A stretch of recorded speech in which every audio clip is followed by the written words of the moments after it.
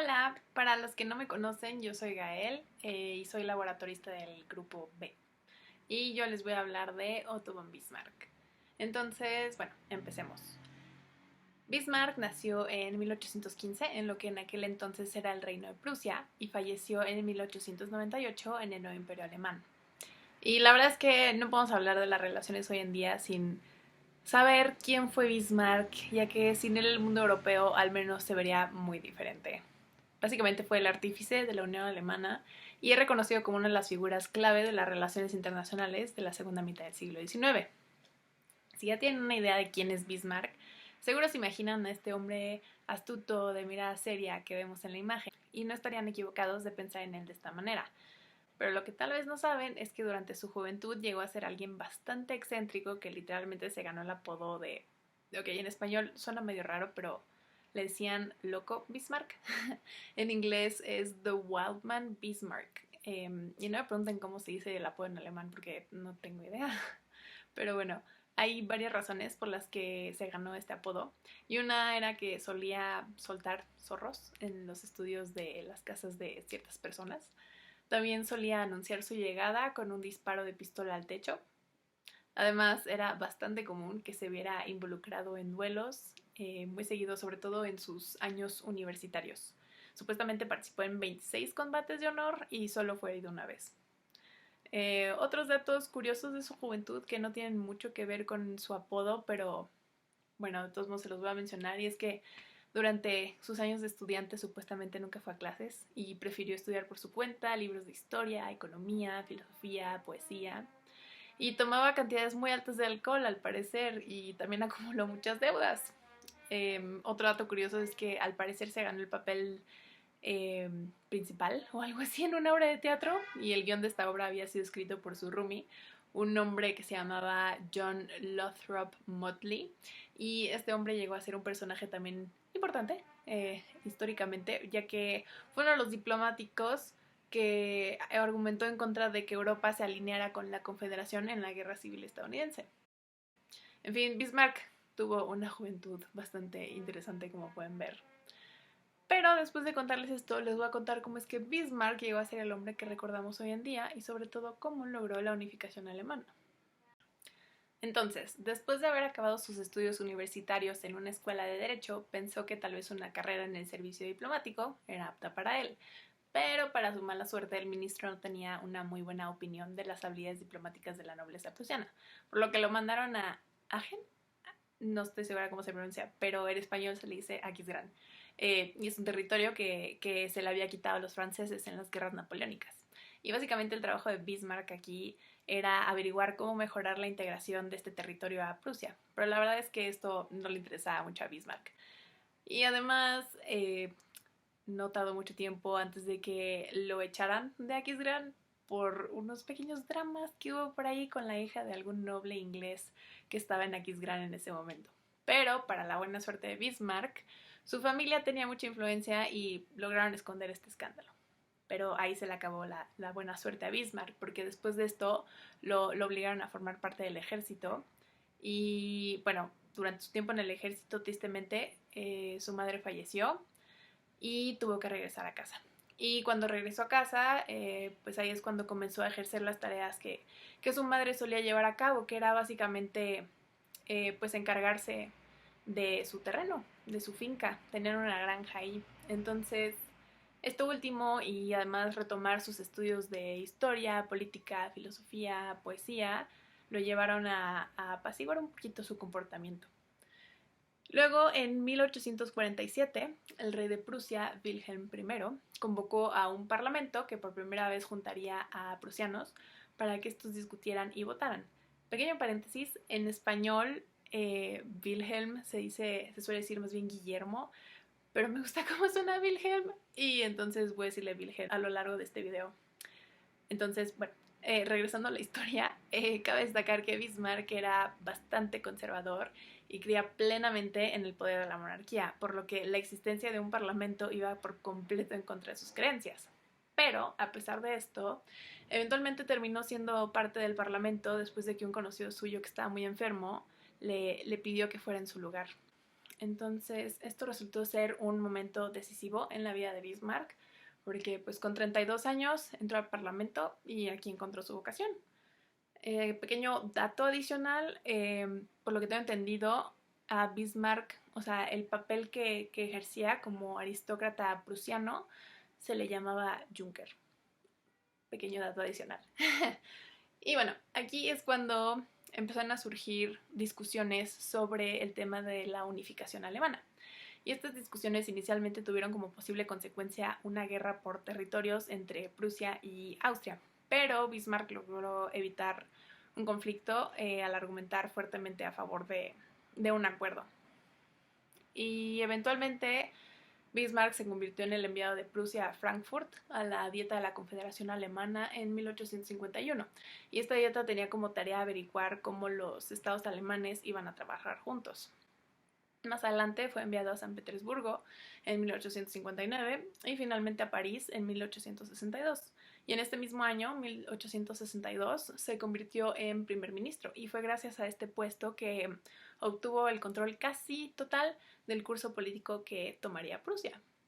Y bueno, dado el contexto histórico, no debería de sorprendernos que Bismarck se viera muy influido por las ideas de la época. Por ejemplo, en ese entonces y a raíz de la Revolución Francesa no había escasez de ideales o aspiraciones nacionalistas. Por otro lado, al haber nacido poco antes de que Napoleón fuera derrotado por una coalición que incluía una fuerza prusiana, las ideas de que el éxito de esta lucha habían tenido que ver con que los estados se unen cuando se enfrentan a enemigos extranjeros eran bastante comunes. Y todo esto llevó a que cuando en 1862 el rey de Prusia, Wilhelm, quiso reformar su ejército, surgió una crisis, dado que el parlamento se oponía. Y en ese momento llega Bismarck y se compromete con el rey a lograr una reforma, a pesar del parlamento.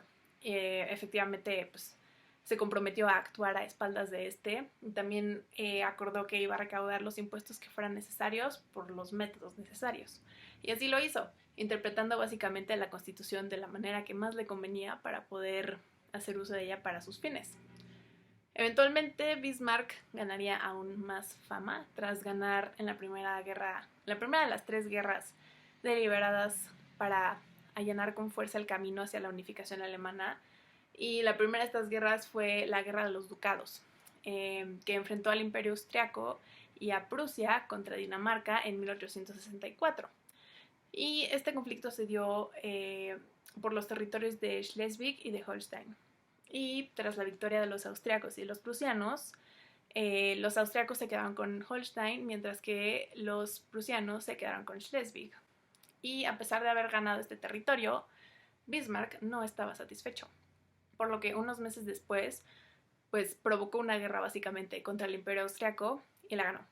Y logró desencadenar esta guerra al básicamente burlarse constantemente de la incompetencia de Austria. Exageró todo lo que salió mal en Holstein y habló abiertamente de cómo era un territorio muy apto para el estallido de revoluciones.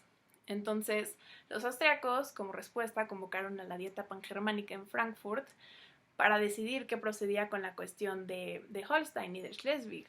Y la Dieta se volvió en contra de Prusia, pero esto era lo que Bismarck se esperaba, por lo que al momento en que la Dieta declaró su decisión a favor de Austria, el representante prusiano leyó una nota que Bismarck tenía preparada justo para ese momento, declarando a la Dieta inválida y consecuentemente disolvió la Confederación Alemana.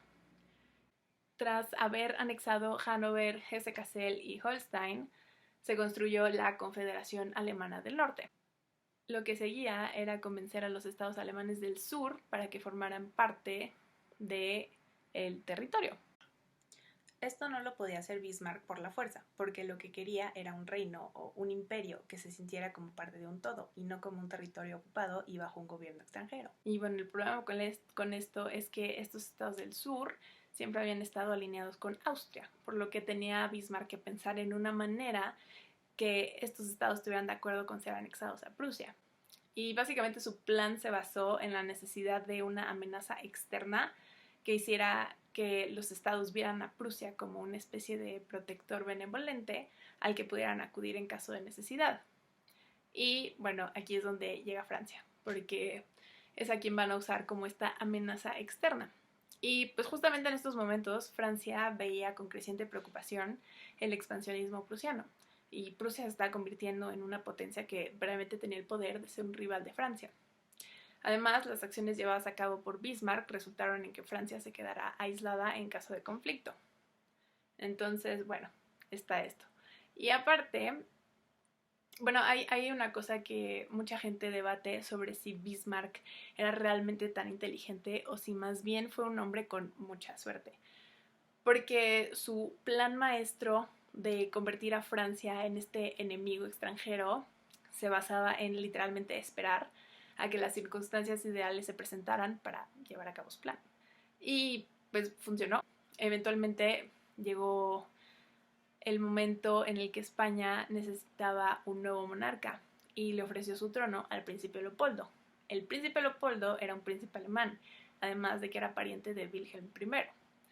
Y pues básicamente esto hizo que Francia se sintiera muy amenazada.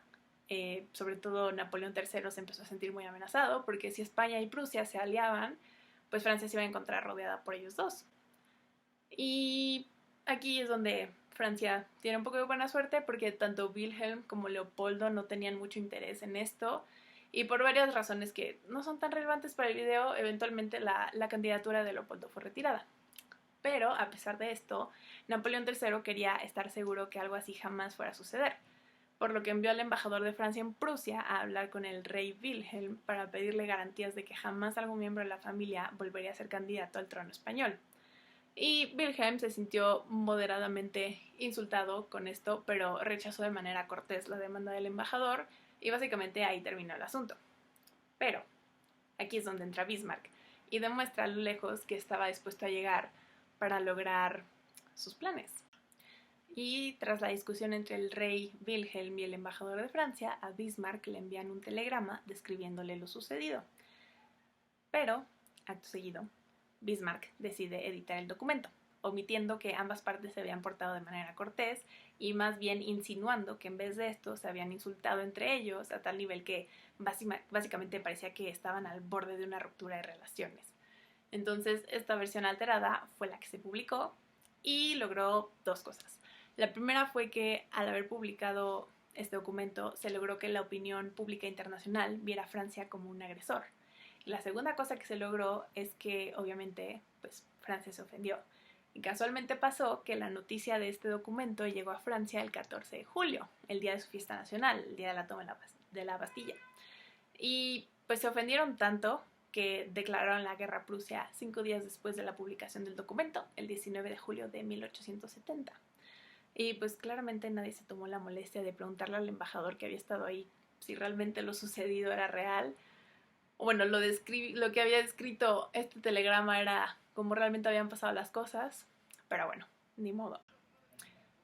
Finalmente las tropas fueron enviadas a la frontera con Prusia. Y con esto Bismarck había logrado desencadenar el conflicto que necesitaba para incitar a los estados alemanes del sur a unirse a Prusia.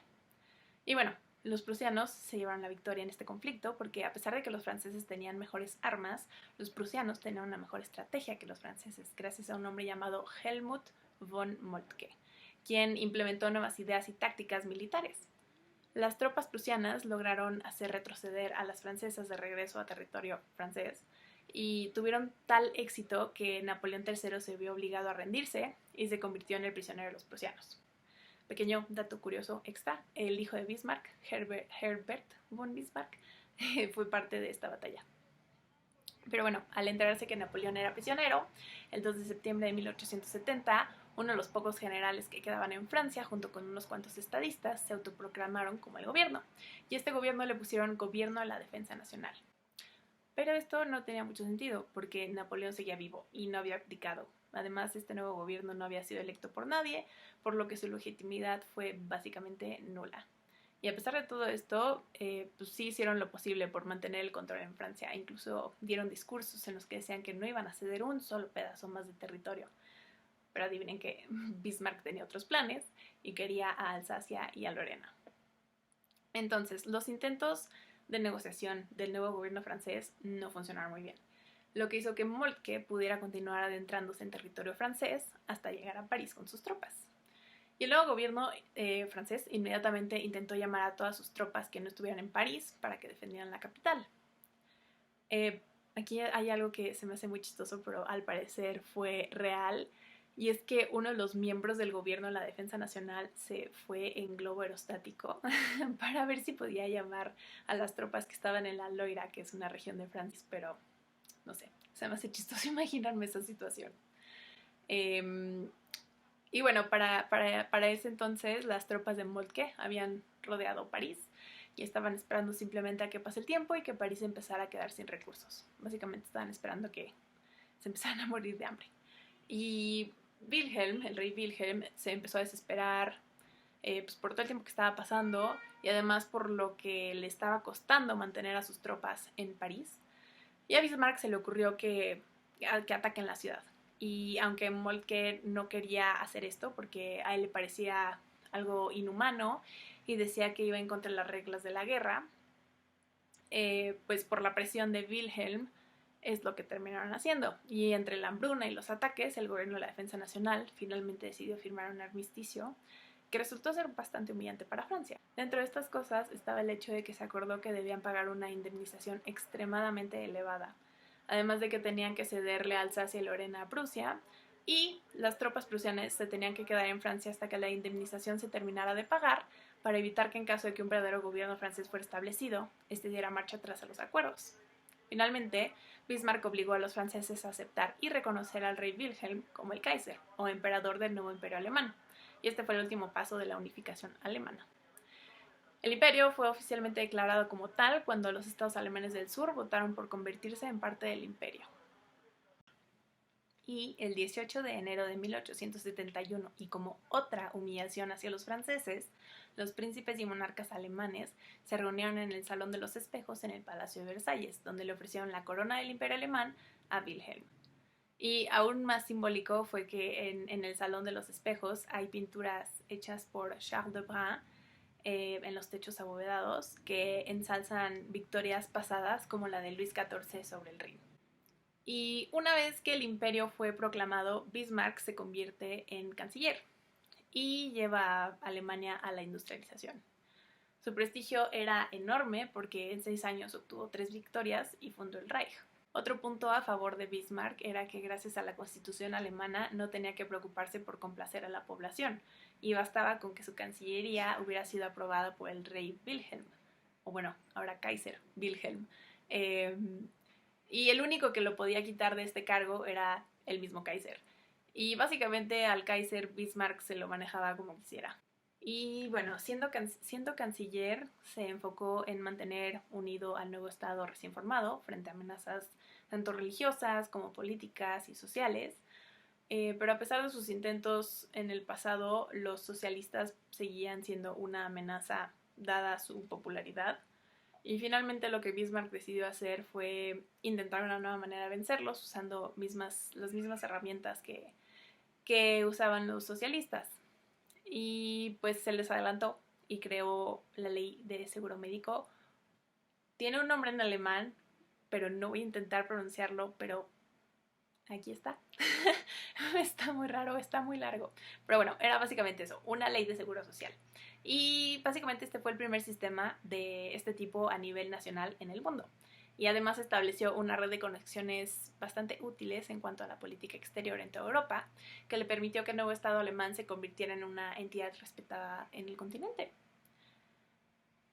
Como pueden asumir con lo que les he dicho hasta ahorita, Bismarck, pues con todos sus logros, con todas sus tácticas, logró crear una reputación como un hombre que pues hacía uso de tácticas despiadadas, que ignoraba las instituciones democráticas, hacía uso de política sucia, manipulaba la prensa y se dice que incluso sobornaba a periodistas. Asimismo, se sabe que llegó a reprimir minorías como los católicos y a recurrir a severos métodos para germanizar a los polacos, los daneses y los franceses, que terminaron dentro de las nuevas fronteras con la anexión de Alsacia y Lorena al territorio. Finalmente, Bismarck dimitió en 1890 ante la insistencia de Wilhelm II, con quien tuvo muchos desacuerdos, y 8 años después, en 1898, falleció con 83 años de edad. El rey Wilhelm I había fallecido en 1888 y su sucesor fue su hijo, Federico III o Friedrich, pero falleció a los 3 meses y Wilhelm II, nieto de Wilhelm I, subió al trono. Se dice que él fue un gobernante torpe e inmaduro cuyas malas decisiones amenazaban seriamente con desintegrar a la recién formada Alemania. Y bueno, para acabar, ahí les van unos datos curiosos. Al parecer, Bismarck predijo la Primera Guerra Mundial en 1878. Había dicho que en los Balcanes se daría un evento que sería la chispa que haría estallar un conflicto. Y pues tuvo razón. Y luego en 1897, la última vez que habló con Wilhelm II, le advirtió que 20 años después de su fallecimiento, o sea, el fallecimiento de Bismarck, pues sería el fin del reinado de Wilhelm. Y dicho y hecho, Bismarck falleció en julio de 1898 y en noviembre de 1918, Wilhelm II abdicó su trono tras haber perdido el respaldo del ejército por la desastrosa Primera Guerra Mundial. Y esto se dio casi 20 años exactos después de que falleciera Bismarck. Pero bueno, como pueden ver con este video, no se puede hablar de Bismarck sin hablar de la unificación alemana. Y no se puede hablar de la unificación alemana sin hablar de Bismarck. Que, por cierto, este año se cumplieron 150 años de esta unificación. En fin, ojalá me haya explicado bien, les sea útil esto, hayan entendido bien la historia de Bismarck. Y pues, gracias por escucharme. Mucha suerte en todas sus materias y exámenes finales. Bye.